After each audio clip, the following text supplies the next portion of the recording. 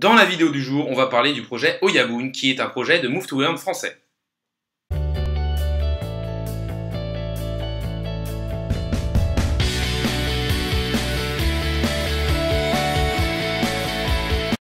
Salut à tous, c'est Inspecteur Crypto, bienvenue dans la vidéo du jour qui a parlé d'un projet assez intéressant et qui moi m'attire personnellement, à savoir Oyaboon.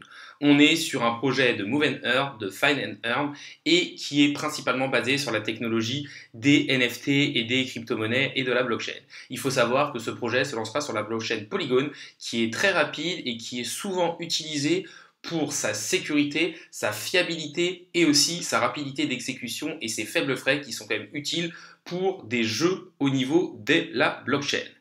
Il faut savoir que ce jeu est très intéressant et va un peu dans le concept des Move to Earn tels que on a vu avec le projet Stepn, mais qu'ils essayent de revoir le modèle économique pour justement éviter que s'il n'y a pas de nouveaux rentrants, que toute l'économie du jeu s'effondre. N'hésitez pas à liker la vidéo, à commenter pour me dire ce que vous pensez de ce type de présentation et de ce type de jeu. N'hésitez pas non plus à vous abonner, ça récompense le travail que je fais au jour le jour et ça permet de faire grossir la communauté. N'oubliez pas non plus mon Twitter InspecteurCrypt1, ça me permettra toujours de gagner en visibilité et peut-être de vous faire des giveaways dans le futur. Mais passons tout de suite sur le thème de la vidéo du jour, à savoir le projet Oyaboon. Le projet, c'est Tobayoun. C'est un projet français né en 2021 qui va être dans le style du Move and Earn qui plonge l'utilisateur dans un monde manga futuriste peuplé de cyber yakuza. Oyaboon fait évoluer le concept du Move and Earn en introduisant de nouvelles fonctionnalités telles que le Fight and Earn. Les points clés sur Oyaboon, c'est qu'ils vont justement renforcer le modèle économique des Play to Earn grâce à la double mécanique des Move and Earn, Fight and Earn. Grâce à ce système unique, l'équilibre offre-demande va être plus facilement atteint sans avoir besoin de nouveaux entrants pour pérenniser le jeu. Dans la partie Move and Earn, en fait, en allant marcher dehors, le Yakuza pourra gagner des tokens du jeu qui pourront être utilisés pour passer des niveaux, afin de gagner des points de compétence en force, instinct, agressivité et chance, ou alors gagner des items à utiliser lors des combats. Dans la partie plus Fight and Earn, le Yakuza pourra combattre dans l'arène de combat pour prouver sa supériorité et gagner des tokens. Le joueur définira sa stratégie de combat avec le choix des items qu'il voudra utiliser pour maximiser ses chances de victoire.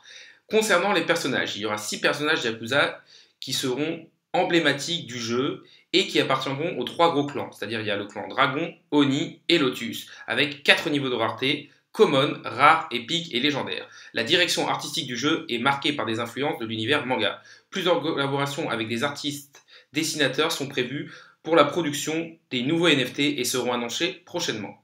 Concernant les items, vont être une partie importante de l'univers. Ils seront échangeables sur une marketplace et permettront d'optimiser les chances de victoire lors des combats.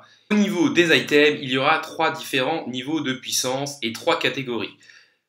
Les armes, on aura les katanas, des guns, des couteaux de chasse. Pour la biotech, un œil bionique, des mains mécaniques, des exosquelettes. Et pour les arts martiaux, judo, aikido, karaté. Ces items permettent de varier les stratégies et d'adapter le site du Yakuza en fonction de ses préférences de jeu. Il y aura aussi une possibilité de mighting au niveau des personnages. En fait, il sera possible de recruter de nouveaux Yakuza à partir de ceux que vous possédez déjà. Il faudra retenir 2 Yakuza pour recruter un 3e Yakuza avec un mécanisme de mighting. C'est un peu ce qui se passait au niveau de Stepn quand on devait avoir 2 chaussures pour en avoir une 3e.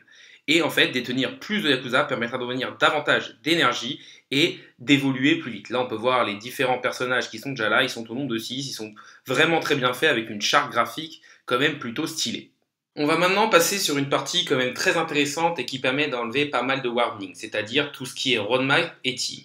Concernant la roadmap que vous avez sous les yeux, elle va prévoir un certain nombre d'innovations dans le play and earn, telles que des ligues de clans ou du bet and earn. Par ailleurs, un développement multi-chain est prévu dans la roadmap. Pour ceux qui le souhaitent, n'hésitez pas à aller consulter le white paper qui pourra vous donner plus d'informations et leur site qui est plutôt bien fait et qui est assez clair pour voir comment ça va se dérouler.